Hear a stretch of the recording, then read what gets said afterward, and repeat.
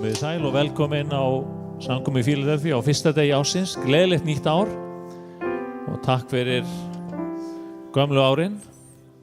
Við ætlum að byrja að syngja kór. Ég ætla að biðja ykkur að rísa öll á fætur. Hann er léttur og skemmtilegur. Ég veit ekki hvort að þið sáuð þátt í vikunni á RÚV sem að hét Hársbreidd frá heimsfrægð. Það fjallaði bakrædda söngvara, konur sem að áttu flestar ef ekki allar það sameiginlegt að hafa alist upp í kirkjunni og fengið allan sinn tónlistarlega bakgrunn þaðan. Og ein þeirra, fullorðin kona, það var mynd af henni þar sem hún var að leiða söng í kirkjunni sinni og hún söng þetta lag.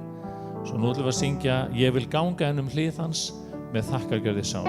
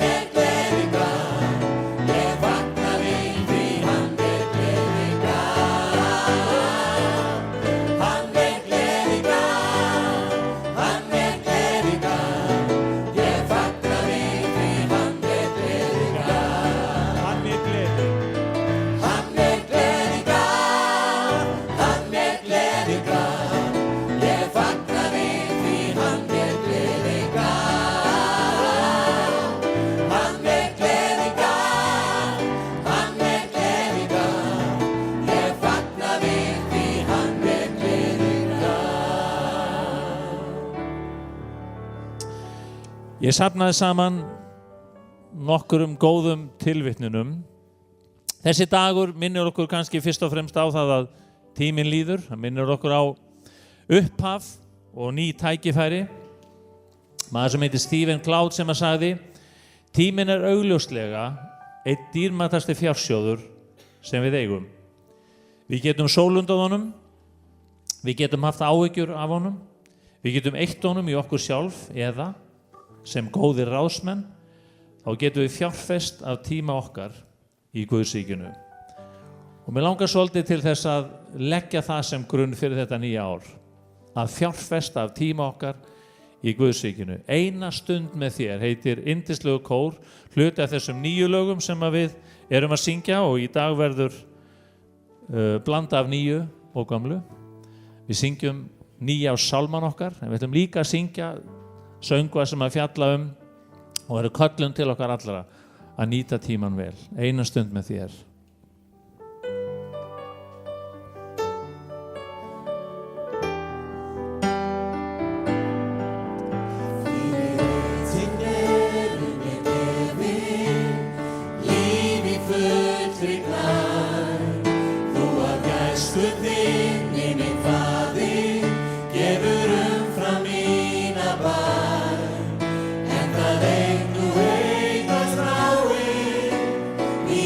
Like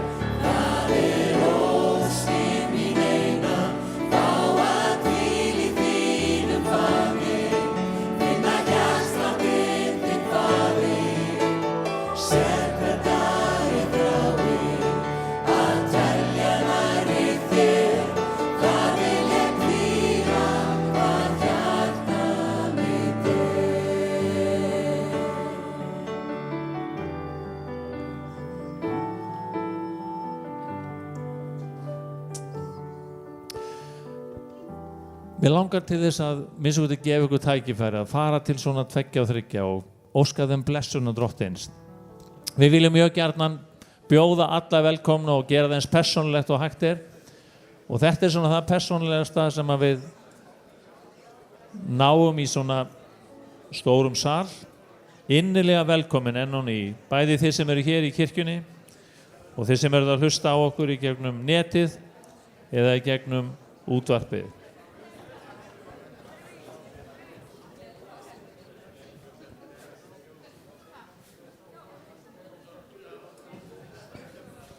Og þið megið fá okkur sæti síðan, gjörðu svo vel. Við ætlum að syngja saman einn af þessum frægustu sem öll þjóðin á, áramótasálmum, og það nú árið liðið í aldanna skaut.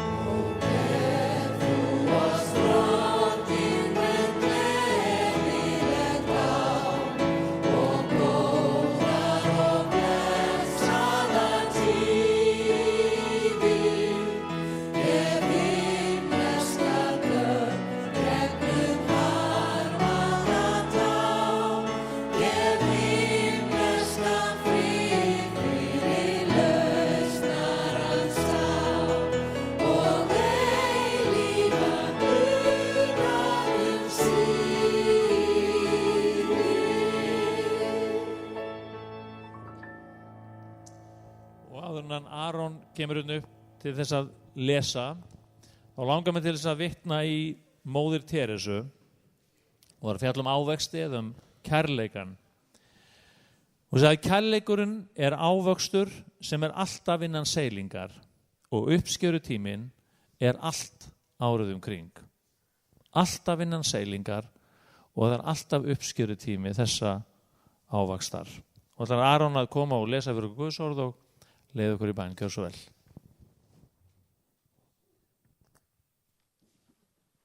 Góðan daginn, kæru vinir, og gleðilegt ár. Takk fyrir það gamla og í mínu lífi þetta búið að vera mjög, árið sem að var að líða mjög áhugavert og margt sem að breytist í mínu lífi á síðasta ári. Og mér langar að lesa fyrir ykkur vers sem að ég fékk þann 8. mars. Það var vinur minn sem ekki þessari kirkju og ekki kirkjun okkar á Selfoss sem að gaf mér þetta vers. Nokkrum dögum áður hafði ég fengið bréf frá þessari kirkju og hvort ég vildi koma og starfa. Og þetta var var margt sem maður þurfti að hugsa og biðja yfir og þetta vers hjálpaði mér. Og þetta í Jesaja 41 versi 10, þar stendur: óttast þú eigi, því að ég er með þér. Lát eigi hugfallast, því að ég er þinn Guð. Ég styrki þig, ég hjálpa þér, ég styð þig með hægri hendi réttlætis míns. Amen. Og þetta svo Guð sem við eigum, sem að styrkir okkur, sem með okkur. Þegar við göngum í hans vilja, þegar við leyfum honum að leiða okkur, að þá getum við treyst því að hann með okkur. Og mér langar að gefa ykkur þetta fyrir árið sem framundan. Ég trúi því að árið sem framundan eigi eftir að vera mjög spennandi. Við höfum eftir að gera margt saman. Við ætlum að byggja upp Guðs ríki saman og sjá leyfa drottni að starfa í lífum okkar og í gegnum þessa kirkju. Og ég bið ykkur að vera með. Ég bið ykkur að vera þáttakendur í því sem að Guð vill gera þessu ári. Og mér langar að við byrjum, að við saman felum þetta ári í drottins hendur og biðjum hans handleiðslu og visku í gegnum allt sem framundan. Drottinn, við þökkum þig fyrir hver þú ert. Við þökkum þig fyrir það að þú ert sá Guð sem ert með okkur. Þú gengur við hlið okkar, Drottinn, og leiðar okkur áfram þinn veg. Og viltu gefa okkur öllum náð til þess að halda okkur fast við þig á þessu nýja ári. Hjálpa okkur að fjarlægast þig ekki. Hjálpa okkur að draga okkur stöðulega nær þér og leitast við að vera í þínum vilja. Og viltu gefa okkur löngun og djörfung til þess að vinna þínu verki. Að vera samverka menn þínir, Jesús minn. Og ég bið þess að kirkjan mætti fá að vaksa og styrkjast og halda áfram að vinna það verk sem að þú hefur kallað okkur til að vinna á þessu landi, Drottinn, og í þessari borg. Og við biðjum blessun þína og náð þína. Hjálpa okkur sem einstaklingar að vaksa, Drottinn minn, bæði tilfinningarlega og persónulega, Drottinn minn. Hjálpa okkur að verða allt sem að þú ætlar okkur að vera. Og við felum líf okkar, við felum sambönd okkar, felum fjármálun okkar og tíman okkar og allt sem við gerum í þínar heilugu hendur. Við elskum þig, kæri Drottinn minn, í Jesú nafni. Amen. Amen. Við langar líka að fá að nýta tækifæri til þess að minna á verkefni sem framundan upp í Skála í Kirkjulækjarkoti. Allar helgar í janúar og febrúar, frá og með þar næstu helgi, að þá verður unnið í að gjörbreyta svefnálmunni, klæða allt upp á nýtt, skipta gólfefni, mála, gera mjög mikið. Við ætlum að gera mjög mikið á skömmum tíma og við þurfum á ykkur að halda. Og ég bið ykkur að, svona í alvöru talað, að skoða dagatalið, sjá hvaða helgar kemur til greina og taka þér frá. Og það kæmi sér mjög vel eða myndir senda tölvupóst, eða þið farin á hvítasunukirkjan.is, að þá er auglýsing þar sem er þetta að sjá netfang og svona. Og það er rosalega gaman að taka þátt í svona verkefni. Að koma saman, vinna saman með höndunum að byggja upp Guðs ríki. Og það verður góður matur, það verður gisting og fyrst og fremst gott samfélag þar sem við vinnum saman. Þannig að skoðið það virkilega. Amen. Það væri óskandi að allt lífið væri svona ein sigurganga. Þegar Páll postuli segir að lífið sé sigurganga, þá held ég að sé einum eða tveimum köflum seinna sem hann segir í hverju sigurgangan er fólkin, og hún er fólkin í alls konar verkefnum og baráttu. Benjamin Franklin sagði: haltu áfram baráttunum við brestina þína, stundaðu frið við samferðamenn þína og láttu hvert nýtt ár gera þig að betri manneskju.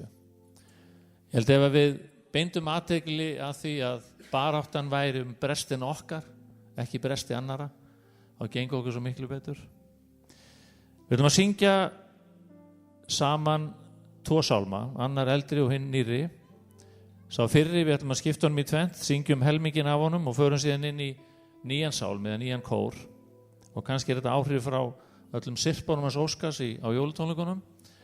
En við ætlum að syngja sálm sem við syngjum gjarnan á þessum fyrsta sundi. Hér skiptast tímar öld og ár.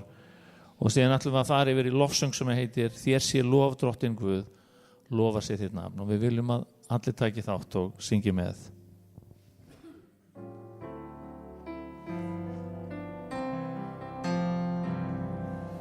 Skiptast tímar öld og ár og fár og gleði og tár og óðar dagsins öll stund þá lokinn sund en drottinn sami dag hver hinn dýrlegasti vinur mér hans bráðar djúpa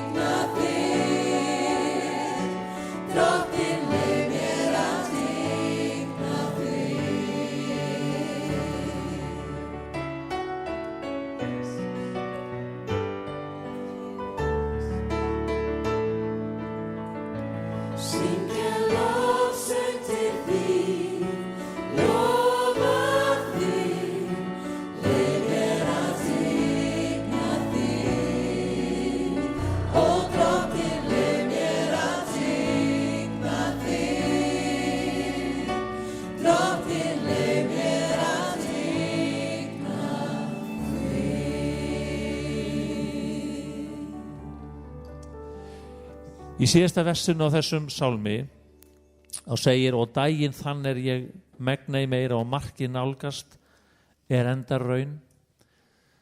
Það eitt sem að óvist í lífi okkar og það framtíðin. Við vitum svolítið út á hvað fortíðin gekk. Við lifum í núinu fyrir þá sem að eru þar staddir. Við reynum það minnsta kosti, en framtíðin verður alltaf þetta óskrifaða blað, fullt af óskum, vonum, löngunum og væntingum. Joel Osteen orðaði þetta vel. Hann sagði: til þess að teygja sig í átt að einhverju nýju, þá þarf að sleppa takinu á því gamla. Það sem liggur að baki ekki nándar nærri eins mikilvægt og það sem framundan Og við ætlum að syngja sálm og síðan ætlum Hrönn að syngja fyrir okkur á eftir, áður en Helgi kemur hérna upp. Og sálmurinn heitir Góði Jesú, gakka ég framhjá. Og framtíðarhugsunin auðvitað þessi að við hvert einasta tækifæri sem við fáum til þess að þjóna, til þess að eiga þetta samfélag við Jesúm Krist, þá bænin þessi: Drottinn, hvað sem þú ert að gera og hvar sem ég staddur, ekki ganga framhjá án þess að ég taki eftir þess, ég meðvitaður það hvað þú ert að gera og hvað þú ert að kalla á mig til að gera. Og Drottinn, ég þrái að hver nýr dagur framtíðarinnar megi vera dagur þar sem að þú snertir við lífi mínu. Góði Jesú, gakka ég framhjá.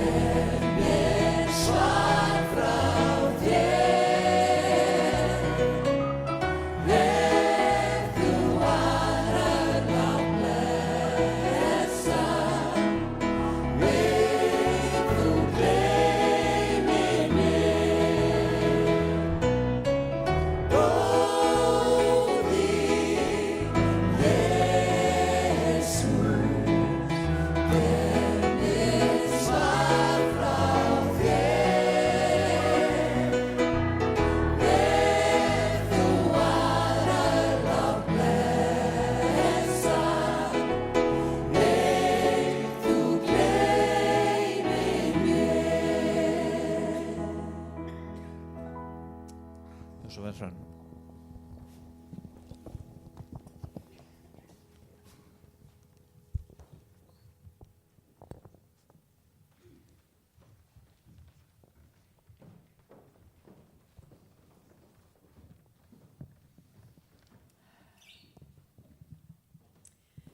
Við ætlum að flytja lag í dag sem var óskað sérstaklega eftir og þetta lag fjallar í rauninum það að meta hvert einasta augnablik, njóta þess meðan það varir. Við vitum í raunin ekki hvenar og hvort við fáum það aftur. Og þegar ég heyrði þetta lag í fyrsta skipti þá greip textið mig strax. Ég setti það á repeat og hlustaði á það í nokkra daga. Lagið heitir Lítu sér hvert sólarlag.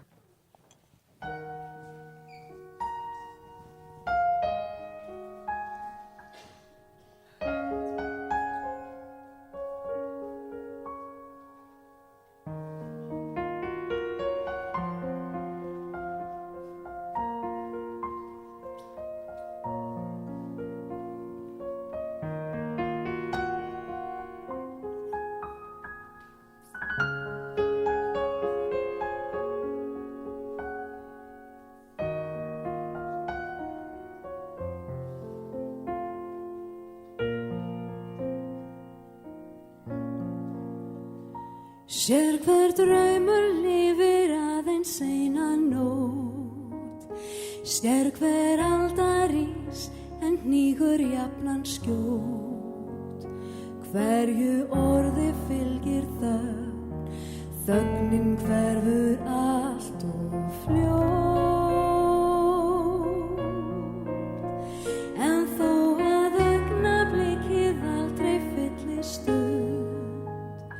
skaltu eiga við það mikilvægan fund, því að tár sem þerrað burt aldrei nær að græða grunn. Lítu sér hvert sólarlag sem þitt hinsta væri það, því eftir orðin dag.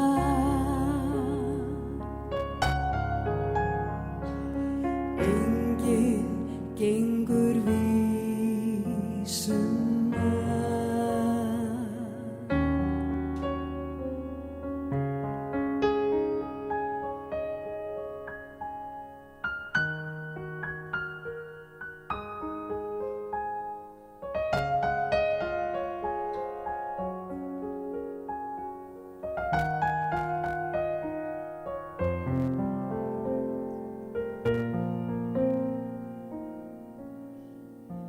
Þú veist að tímans kvöldu fjötra enginn flýr, enginn frá hans löngu glímu aftur snýr.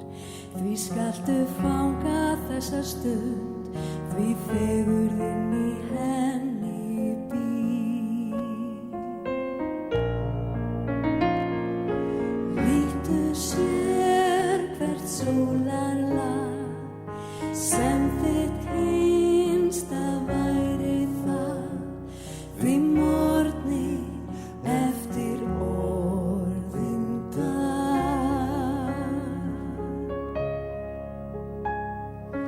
Enginn gengur vísum að.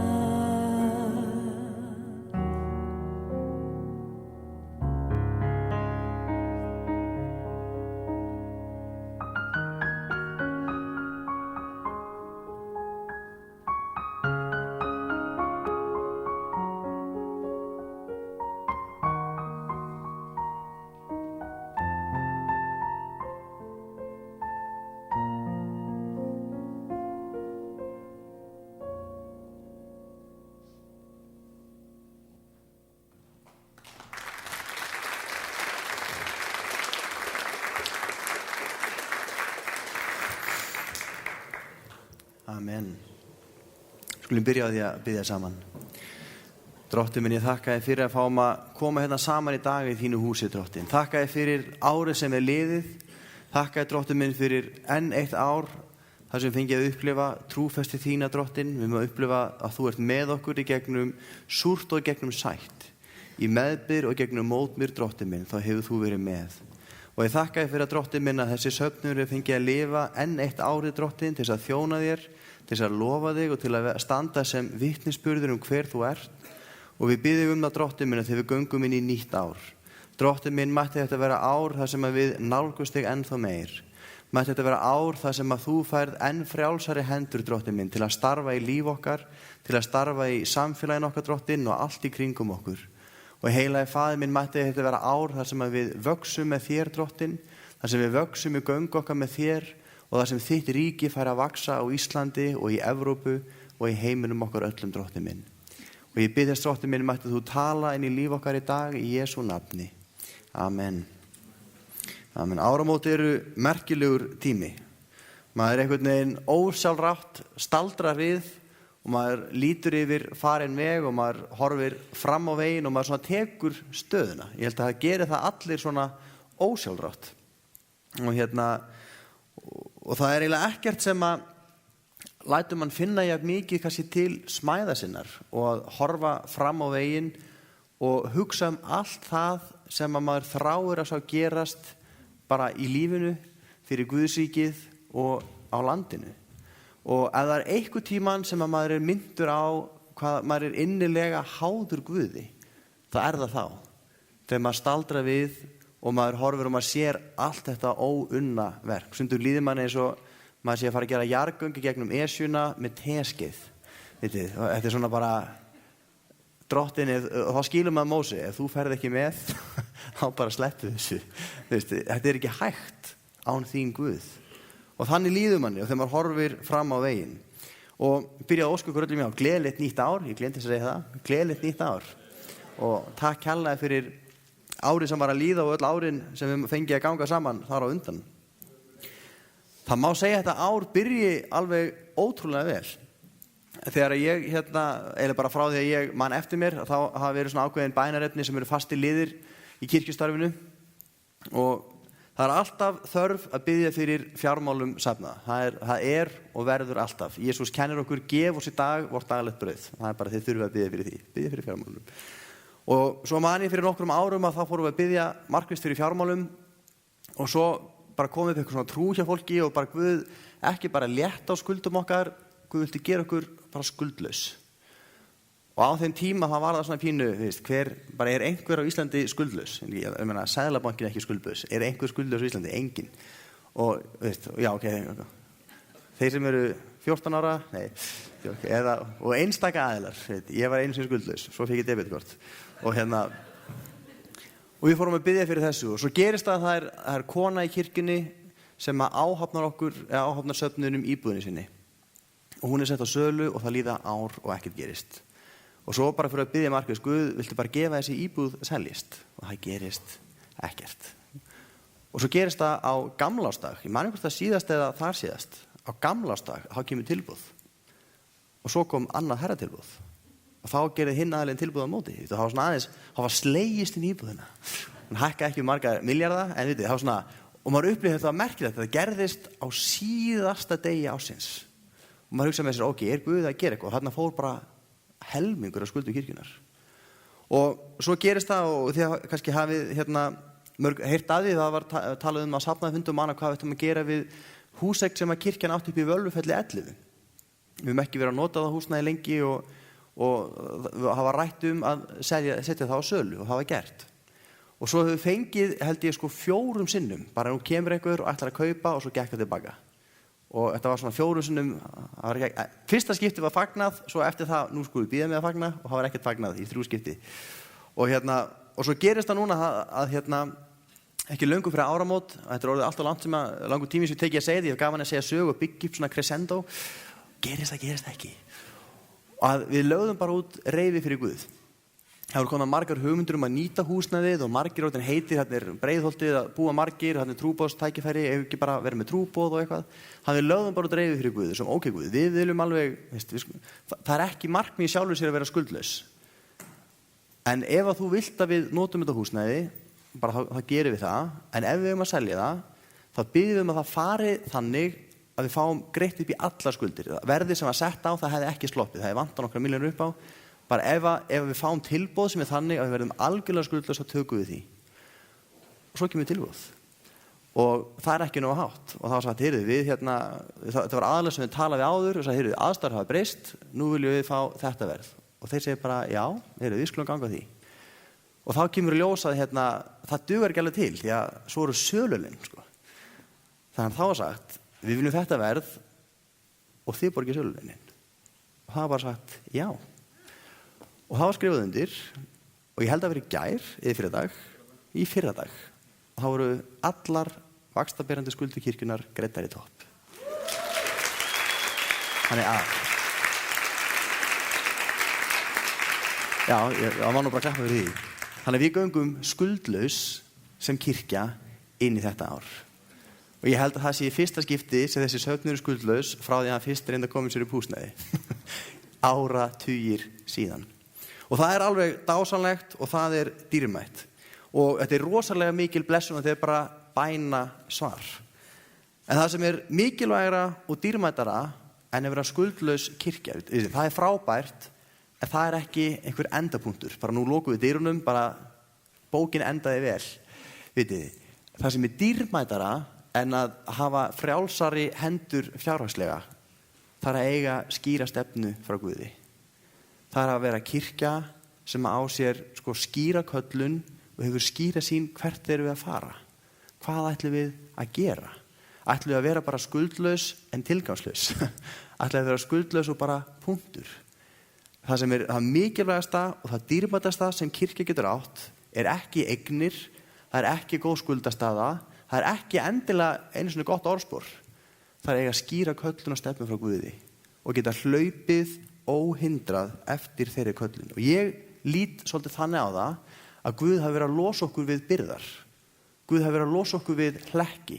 Og það er ekki svo við getum hagrað okkur betur í rúminu og sofið betur. Það er það nú erum við að hlaupa. Nú erum við léttari, nú erum við frjálsari, nú erum við að nota hendurnar. Nú erum við liðugri. Núna eigum við að gera meira. Ég trúi því. Skuldleysi er frábært. Guð er ekki háður peningum. Það truflar endilega ekki Guð hvort við eigum peninga eða eigum það ekki. Það segir í Hebreabréfinu 11:6, ógerlegt er að þóknast Guði án trúar.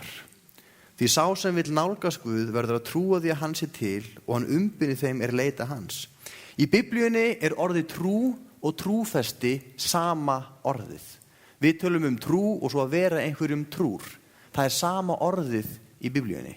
Og maður sér það að kirkjur sem að ekki starfa á forsendum trúar, sem eru ekki tilbúnar að stíga út úr þægindunum og þurfa að treysta á Guð, það eru kirkjur sem hætta að vaksa. Það eru kirkjur sem hætta að lifa. Við þurfum nauðsynlega, og á hverju einasta ári þá maður myndur að við þurfum að leita Guðs. Við þurfum að heyra hvað Guð vill segja. Ekki endilega til að Guð segja okkur eitthvað nýtt. Það er ekki endilega til að fáum einhverja nýja opinberun eitthvað sem við eigum að gera því að gera nákvæmlega þetta. Yfirleitt þegar Guð talar, þá er hann að benda okkur á eitthvað sem hann er löngu búin að segja okkur. Þá er hann að minna okkur á eitthvað sem hann er löngu búin að tala til dæmis í sínu orði.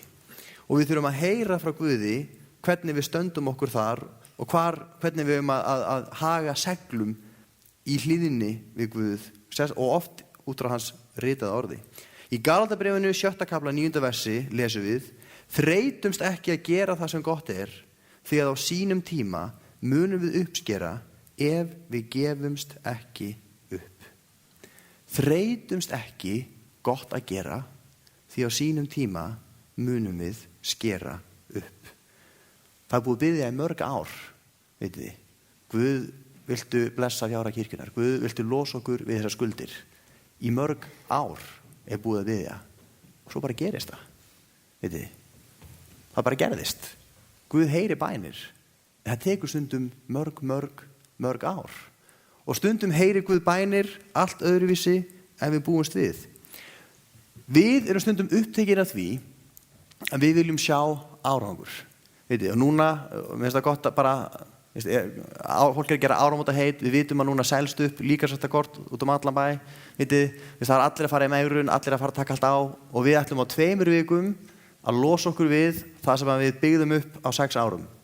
Það ekki, missa 30 kíló á 3 dögum, fara í skurðaðgerð. við ætlum bara að gera þetta, við ætlum bara að kýla á þetta. Við ætlum bara 1, 2 og núna, búm. Svona með einhverju skorpu átæki. En staðreyndin svo í því eins og öll öðru, það sem við gerum jafnt og þétt, það skilar mestum árangri. Það sem við gerum jafnt og þétt, það borgar sig á endur og við sjáum ekki alltaf árangurinn 1, 2 og 3. Við erum alltaf að hugsa hvenær mun ég uppskera. Fólk fer í ræktina í 3 vikur, sér engan árangur og hættir. Að það uppskar ekki strax. Og ef við hugsum þannig andlega lífið, þá verðum við rosalega fljótt þreytt. Af hverju ekki 100 manns að frelsast? Af hverju við ekki í vandræðum með að koma fólki fyrir? Af hverju við ekki að sjá allan hennan vöxt? Af hverju ekki að sjá allan hennan ávöxt?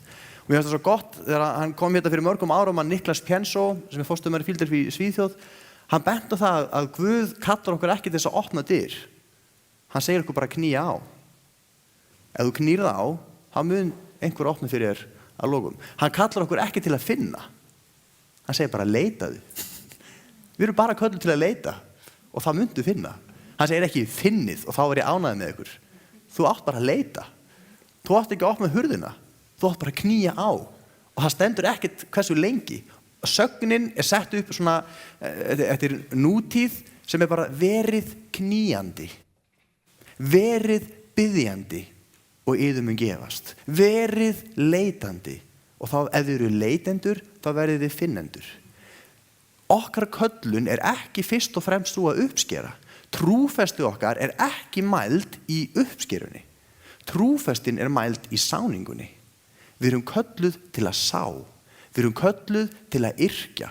Við erum kölluð til að brjóta jarðveg og sá ríkulega og að sjálfsögðu þá eðlilegt að það verði uppskera. En það ekki það eina sem við horfum á. Við þurfum að byrja á sáningunni. Við þurfum að byrja á trúfestinni. Án trúar, án trúfesti ógerlegt að þóknast Guði. Ef við viljum sjá Guð starfa, þá þurfum við að vera trúföst og þá þurfum við að vera tilbúin að stíga út í trú. Það land sem ég heimsótti, ég var svo spá, stundum þegar maður að tala svona einstaklinga, þá vill maður ekki nefna fólk á nafn, svo fattaði ég held að Nýja-Sjáland móðgist ekkert og ég nefni það á nafn. Bara heilt land á móti mér, einu sem fór ég til Nýja-Sjálands. Og það kom mér rosalega óvart, við höfum ættingja þar og átti fæðingarorlof og Guð gaf okkur fáránlega, það einmitt, dæmið bænasvar, svona Abraham, ef þú finnur 10 réttláta, Guð ef við fáum miða undir þessu verði. Og það var alveg ótrúlega magnað, hvernig það tókst. Þannig ég mæli með því. Það svona prútta við Guð flugmiðaverð. Og svo ertu einhvers staðar út í sveit, ekki með internetaðgang og konaðin færa til sín, núna eigum við að fara á síðuna. Og þá var bara fáránlega gott að vera í gangi. Nema hvað, við fórum þangað. Og ég var rosalega hissa hvað kirkjulíf var í miklum blómaður. Ég bara, það ekki grunna, bara sama hver maður fór, það voru kirkjur. Og meðan maður var ennþá að venjast svona tímanum, þá vaknaði maður bara kl. 6 á morgnana, meðan við vorum að venjast tímanum og áður við fengum aðgang að þráðlausu neti. Þá sofnaði maður snemma og vaknaði farin snemma. Og maður fór út bara kl. 6 og þá var bara allir út að skokka og eitthvað æðislegt. Og það voru kirkjur sem voru með brauðsbrotningar klukkan korter yfir 6 á morgnana. Sem mér fannst bara vera svona brandari, bara, korter yfir 6, trund, Og svo bara maður í göngutúr að þeim maður var vaknaður og bara orðið bjart og þá sé ég bara kirkju og bara fullt af fólki að fara inn í kirkjuna og ég svona alveg, úrið mitt kannski bara vitlaust.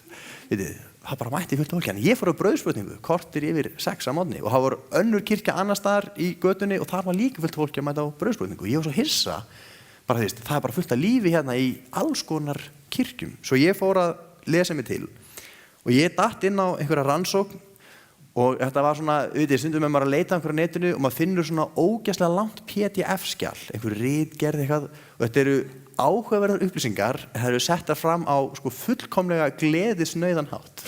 Það er svona og það er svona reglulega að hugsa eitthvað fallegt til að hafa gaman að lesa þetta. Þetta er svona alveg ógeðslega, óeldaðar og óspennandi framsetning á upplýsingum. Nema ég svona, var nóg áhugasamur til að komast í gegnum þetta skjal. Og ég komst að því það var allt sett upp, það var sett upp sko, vöxtur kirknanna með tilliti til ára, það var hlutfall forstöðumenn versus safnaðarmeðlimir kristnum, það var öll tölfræði var til staðar. Og ég komst að því að þarna var fullt af vel stæðum kirkjum fjárhagslega, fullt. Og ég komst að því að þarna var mikil flóra af kirkjudeildum og eiginlega flestar kirkjurnar voru tiltölulega heilbrigðar. En eitt sem mér fannst áhugavert var að vel stæðu kirkjurnar voru nákvæmlega það. Þær stóðu bara. Í besta falli stóðu þær í stað. Þær áttu húsin sem voru á besta stað. Þær voru tiltölulega gamlar, voru miðsvæðis, áður en að miðbærinn fattaði að hann var miðbær, þá fékk kirkja lóð þarna, svolítið eins og við gerst hérna, hún bara kemur miðbæri til okkar og fara, við erum í miðbærum. Og við bara voru á besta stað og þetta voru kirkjur sem þau eignast land og svo bara allt í einu, eins og einhver segir, sko, við erum alltaf búið til meira fólk en við erum ekki búið til rosalega mikið af landi, þannig að land verður alltaf dýrmætara. Svo bara allt í einu var þetta land verður rosalega dýrmætt og kirkjan bara lagði inn einhvern fjárfestingarsjóð og bara kirkjan allt í einu fullt af peningum, óháð því hversu margir koma samkomur.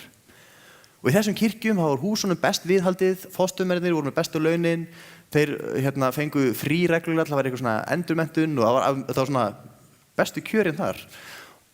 En það var ekki endilega mesta fólki þar. Það voru ekki endilega flestir að frelsast þar. Þetta voru kirkjur sem höfðu það rosalega gott, en þær voru ekki að gangi í trú. Þær höfðu það svo gott að þær bara þurfti ekkert að treysta Guð. Bara góðu Guð, ekki láta nýsjálenska dollarin vera verðlausan. Það var basically það. Bara ekki, meðan þetta hagkerfið til, þá höfum við það gott. Og svo voru aðra kirkjur. Og það var svo mikil blúsandi sigling, ég hef aldrei kynnst öðru eins. Maður fór á samkomu og það var bara tróðið og maður, þetta útibú var opnað fyrir innan við ári síðan og við erum strax fann að halda 3 samkomur á sunnudegi og við höfum alltaf pláss fyrir fólk og við erum að opna útibú þarna, við erum að opna útibú þarna, barnastarf á einhvers konar styrum, þetta var alveg bara, það var svo flott og maður kom þarna inn og maður bara hvað þarf ég, verður ekki örutekinn fórn, bara má ég fá að gefa þetta starf. Og þetta var svo geggjað og það var allt svo bara, það var blúsandi sigling, allt að gerast. Og þessar kirkjur, það tóki inn fullt af peningum, einhver einasta króna sem kom inn fór strax út aftur. Þau voru með skilti út alla borg með einhverjum auglýsingum. Þau keyptu sér tíma á stórri sjónvarpsstöð til að vera með samkomur svo að allir geti séð. Þau voru með, þetta var bara svona, það kom fullt af peningum inn en þeir fóru allir út aftur. Í Guðsríkið, í boðun, vegna þess að þetta snýst ekki að eiga mikið eignum og hafa það gott. Það snýst að ná til fólks. Og þegar allt kemur til alls, þá er það miklu betra að vera kirkja sem að veltir miklu en á aldrei pening, en kirkja sem á fullt af pening en er ekki að velta neinu. Ekki fólki allavega. Fattið hvað er að fara. Vitið, og maður sér það, lykillinn hjá mörgum kirkjum sem að maður sér þær þegar þetta er orðin eitthvað svona success saga og maður skilur ekki bara hvernig er svona vöxtur endalaust mögulegur. Það er þegar, og þá er yfirleitt sagan þessi, ef maður fellur ekki í þá freistingu að hætta að leyfa Guði að ýta manni út á brún trúarinnar. Ef maður fellur ekki í freistingu, núna erum við orðin nógu stór til að þurfa ekki að fara að sofa með magaverk. Guð, hvað voru það að gera? Hvernig eigum að borga fyrir þetta? Bara, Guð, hvernig eigum að halda þessu við? Það er ótrúlega óþægilegu staður. Það er rosalega óþægilegu staður. En get alveg garanterað eitt. Forstöðumaður á þeim stað, hann mun örugglega síður gleyma því að biðja, en hinn sem er bara eitthvað, já, er aftur komið að launuðu námsfrí, eitthvað, aftur bara, einmitt, jólabónusinn, aftur, eitthvað, í febrúar. Nei, fattiði mig. Ég er ekki að segja hérna bara að hætta að borga okkur árni laun og segja bara hafið trú. En að ég er að tala þetta að því að, núna erum við á þann stað að núna er kirkjan ekki að borga vexti lengur. En vitið það, við þurfum miklu meiri peninga. Ég er komið því áleiðis. Það er ekki þannig að nú getum við bara að fara að slaka á, nú skulduð ekki neitt. Okkur langar ekki að taka lán aftur. Okkur langar það ekki. Það var bara að stefna þessa kirkju, við tökum aldrei aftur lán. En við ætlum að gera fullt.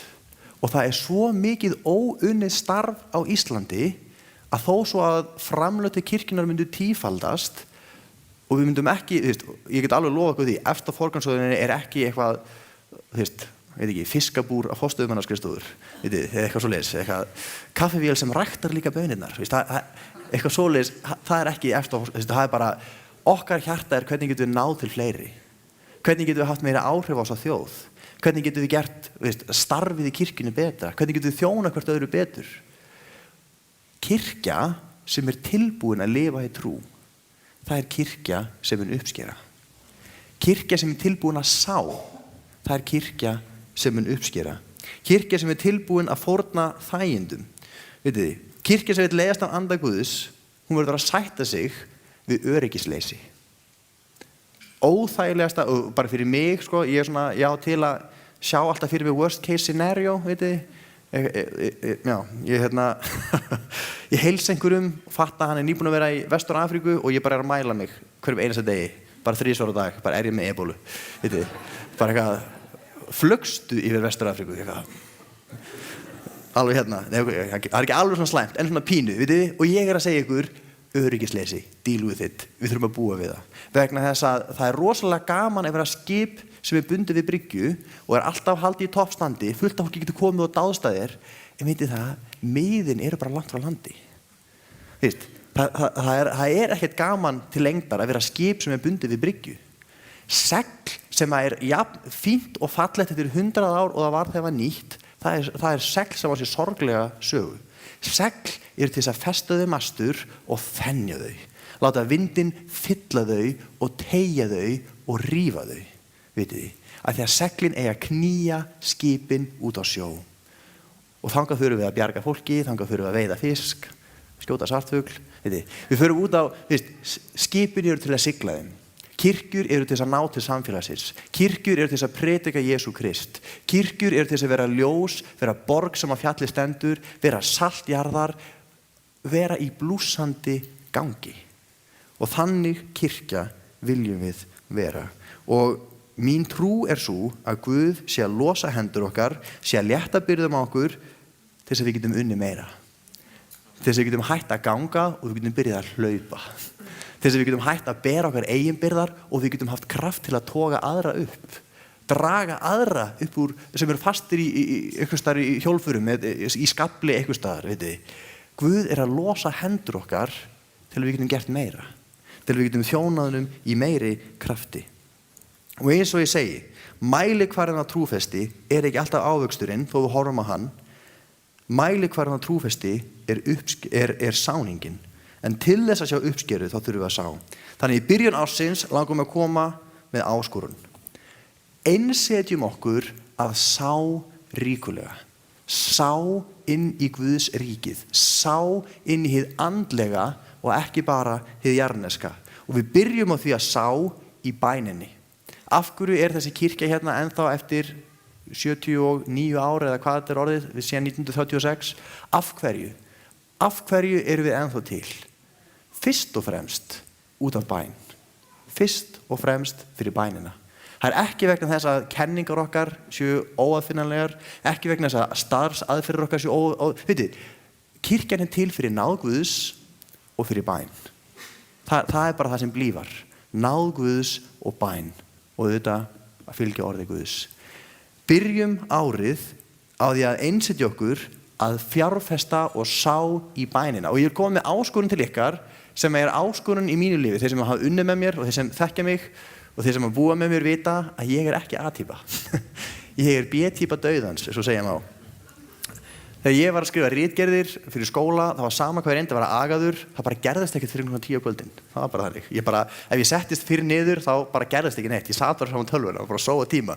Svo klukkan kortir við 10, já, nú fyrir ég að gera eitthvað og þá fyrir allt í gang. Ég B-týpa. En ég hef komist að því, og það bara engin tilviljun að í Biblíunni alltaf talað að vakna og leita Guðs að morgni. Það bara andlegur neyðardómur. Ég búinn að vera að vinna í því með misgóðum árangri að reyna að vakna svona 6 á mótnana. Þeir sem við stundum haldið fundir klukkan 8 á mótana og ég alltaf seinna á. Það bara svona, já, höldum fundir klukkan 8, bara til að stríða Helga svolítið. Segjum korter í 8, alveg hérna. Og ég bara eitthvað, já strákar, ég sé ykkur í lok fundar. Þegar ég að mæta og finnst ég samt vera að standa mig vel, að mæta og snemma. Vitið þið, það áskorun, en ég get alveg sagt ykkur það, þetta þessi virði. Þetta rústar rytmanum mínum og þetta er erfitt fyrir mig, en ég get sagt að ég ætla að gera þetta. Vitið af hverju? Að þetta er gott. Að þetta er bara miklu betra heldur en nokkuð annað sem ég hef tíma með að gera. Fara fyrir að sofa og vakna snemma. Til þess að hafa tíma að biðja og leita Guðs. Til þess að byrja daginn á orði Guðs og byrja daginn í nærveru Guðs. Ég ætla að gera það. Ég er svona að spá hvort ég er svo hvað heitir aftur sem var í megrun og kom í vigtun vikulega í sjónvarpinu. Hvort ég að gera þetta, gefa skýrslu. Í þessari viku tókst mér einu sinni að vakna klukkan 6. Alltaf þetta. En svona, ég skora á okkur gera þetta með mér. Takiði tíma á morgnana og vakniði bara fyrr. Og sáiði í bænina. Sáiði í bænalífið. Og við erum bara þrjósk og ákveðum, ef ég sef yfir mig, þá ætlum ég samt að biðja. Þá verð ég bara aðeins seinni á hinn staðinn sem ég er að fara. Ég seit hvað sem er. Ég ætla ekki að skrópa í bæninni. Ég get lofað ykkur því. Ég get alveg lofað ykkur því að þetta er erfitt fyrst, en síðan þá er þetta ávanabindandi. Og þá er það bara spennandi að fara að sofa, til að eiga meiri tíma, til að biðja og til að leita Guðs. Biðjum í samfélagshópunum okkar. Biðjum með fjölskyldu okkar, biðjum með vinum okkar, biðjum með fólki sem við kynnumst í kirkjunni. Við erum alltaf biðjandi. Vegna þess að bænin er bara forsenda þess að Guði starfi. Bænin er forsenda þess að við heyrum í Guði og bænin er forsenda þess að við vöxum andlega. Þú kynnist engu nema að tala við hann. Þú mótast ekki að fólki nema að eiga tíma með því. Í næstu viku, 5. janúar, byrjar bænavika þessari kirkju. Og þetta hefur verið fastu liður í safnastarfinu, ég held frá upphafi. Og ég held að það sé ekkert mikilvægara sem við gerum á árinu en þessi bænavika. Og það er eiginlega svona predikun, hún ætti að vera í lok bænavikunar. Því að þegar bænavikan er búin, þá oft bara veit maður svolítið hvernig árið eftir að vera. Ég hef fengið að reyna það. Bara Guð talar, hann sýnir manni eitthvað, svo bara verður árið nákvæmlega þannig. Og það er svo gott að geta tekið á móti erfiðleikum og mótbyr undirbúin, vitandi það. Guð sagði þetta myndi gerast. 5. janúar klukkan 6:30. Við höfum verið alltaf klukkan 8. Svo ákveðum við að það rekst á við annað. Við ætlum að prófa að vera bara alltaf 6:30 frá mánudegi til laugardags.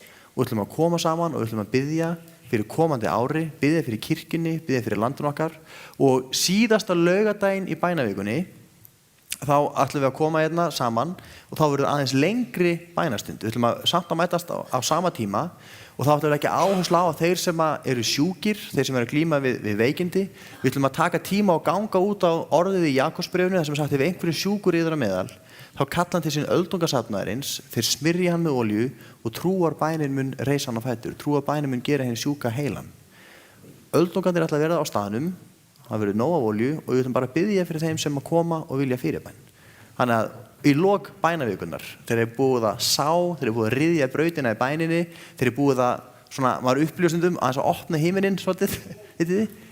Vertu með frá upphafi. Þetta er bara 1 vika. Vertu með frá upphafi og eins mikið og getur 6:30 hvert einasta kvöld frá með mánudeginum 5. janúar. Og ég hvet okkur til þess bara núna í upphafi ás, bara setjast niður og bara setja sér markmið. Hvað ætla ég að gera til að vaksa andlega í ár?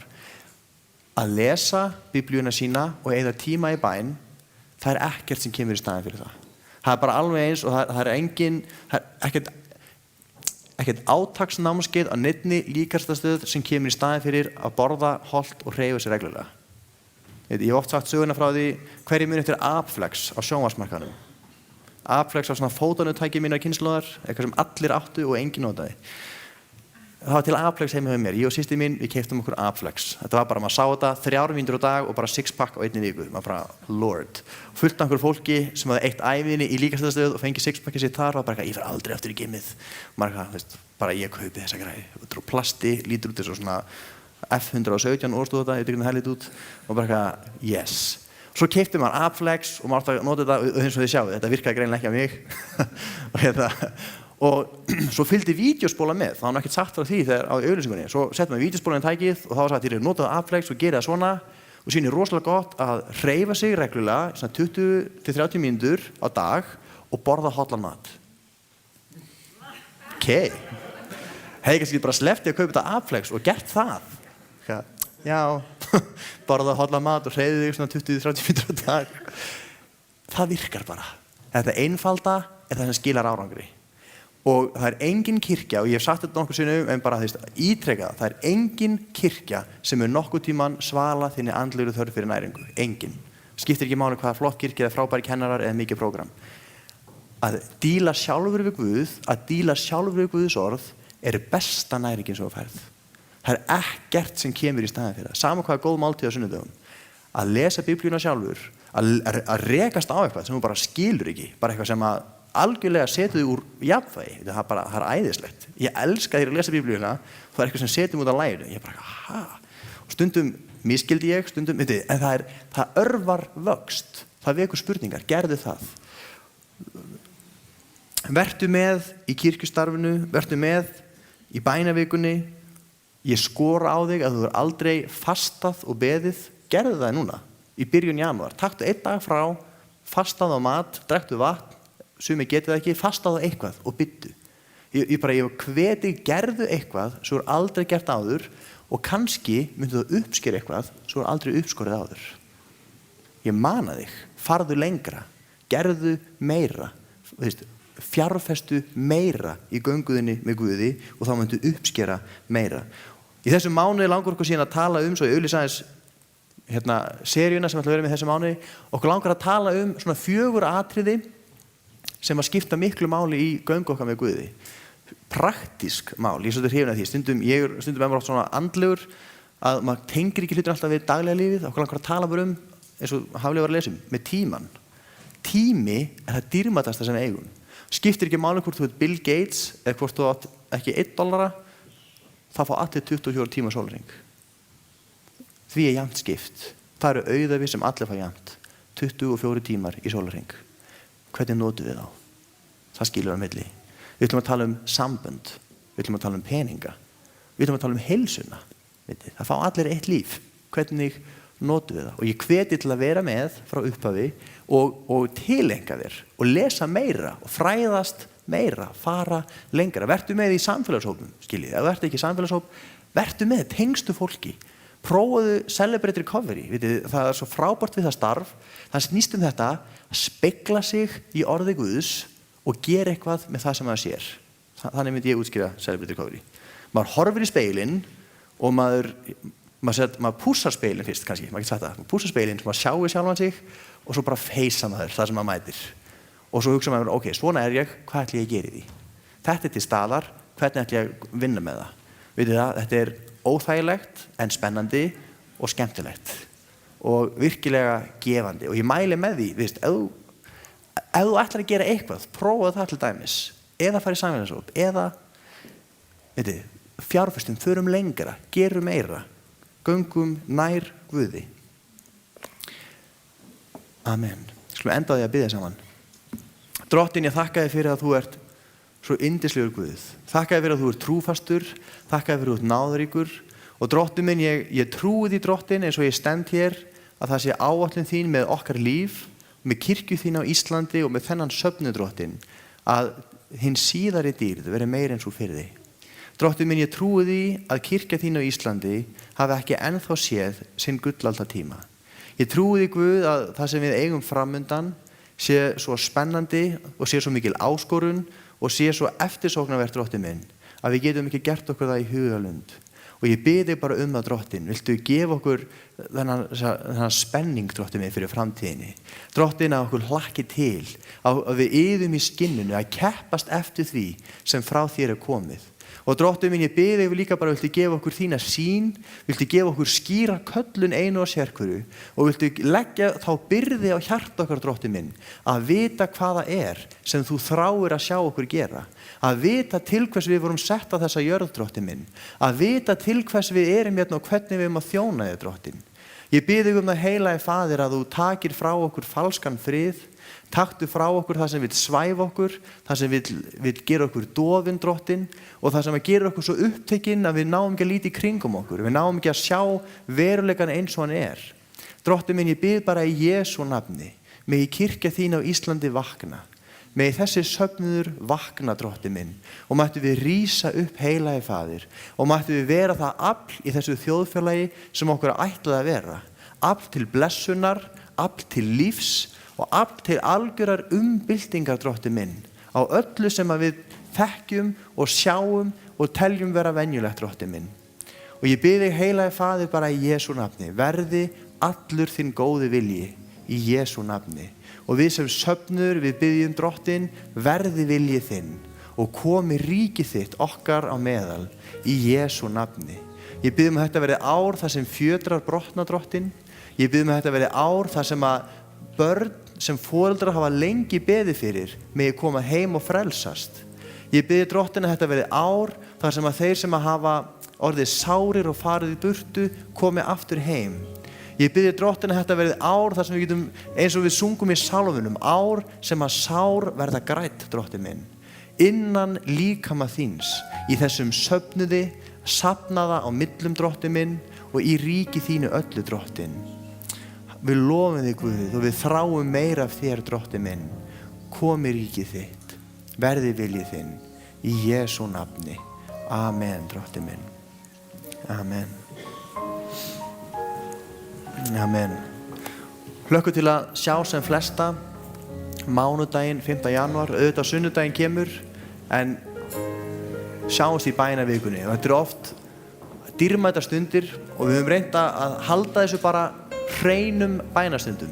Engin lofgjörð, ekkert í upphafi, við byrjum bara á því að biðja saman. Sumum finnst það, þeir sem eru óvanir því, þeim finnst það oft óþægilegt. Vitið, þögn eða eitthvað svoleiðis. En vitið það er bara svo yndislegt bara að læra þá að vera á bænastund. Að læra að biðja. Og bænastundir sem eru þannig, maður veit aldrei hvernig það verða. Stundum þá er bara kyrrð, stundum að þá er beðið ákaft, stundum kemur gegnumbrot. Vitið, maður veit aldrei hvernig það verða. Þetta óöryggið, maður hefur ekki hugmynd að hvað maður gengur. En þegar Guð fara að starfa, þá er það svo yndislegt. Þannig að komum og verum með og sjáum hvað Guð mun gera. Amen.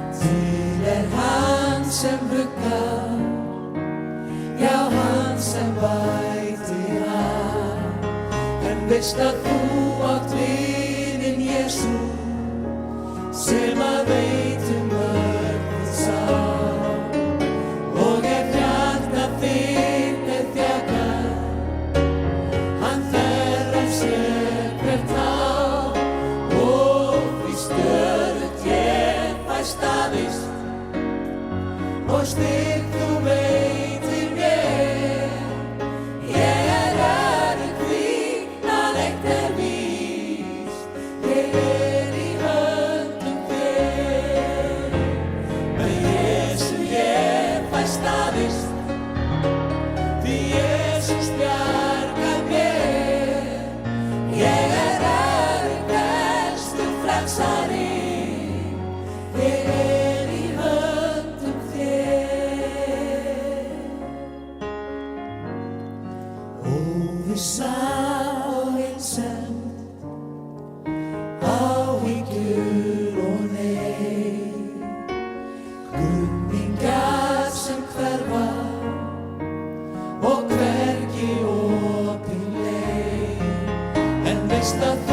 átt vininn Jesú sem að veit öll sár og hjarta þitt þjakað hann þerrar sér hvert tár og því stöðugt fæ staðist og styrk þú veitir mér ég örugg því að eitt víst ég í höndum fer með Jesú ég fæ staðist því Jesús bjargar mér ég örugg elsku frelsari ég í höndum þér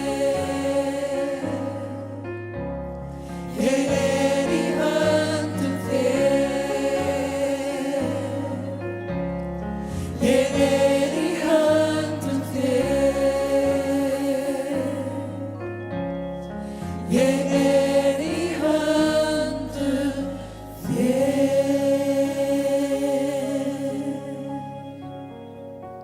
Amen. Og nú göngum við þannig inn í þetta nýja ár. Yndislegt ár. Þetta síðasta samkoman í þessari seríu af samkomum sem byrjar 4:30. Á sunnudaginn kemur sem bara eftir 3 daga. Þá förum við aftur yfir á venjulega samkomutíma 11 að morgni og þá sjáumst við. Fyllum kirkjuna af fólki, af söng, af loksöng, af tilbeiðslu og verum þessi kirkja sem að hann Helgi var að tala og hvetjum hvert annað til kærleika og góðra verka. Það er gott að fara þannig inn í nýtt ár. Drottinn blessi ykkur vinir, takk fyrir samveruna í dag og við sjáumst á sunnudaginn kemur 11. Amen.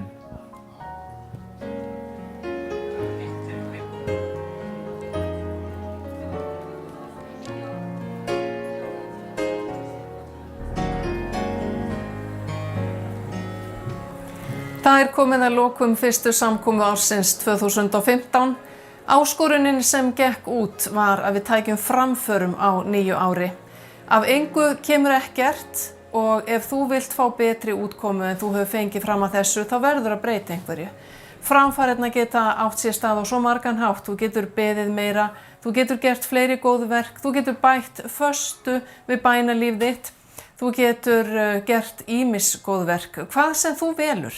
Leitaðu Guðs, biðdu hann að leiða þig hvern einasta dag þessa árs, hann með þér, hann vill að þú talir við sig og taktu áskoruninni. Mér langar til þess rétt í lokin að biðja fyrir þér, biðja Guð að blessa þetta nýja ár í þínu lífi, þannig að 1. janúar 2016 þá getur þú litið öxl og hugsað þetta var gott ár á hverju sem gekk. Þá hélt ég stöðu minni og Guð var með mér hvern einasta dag.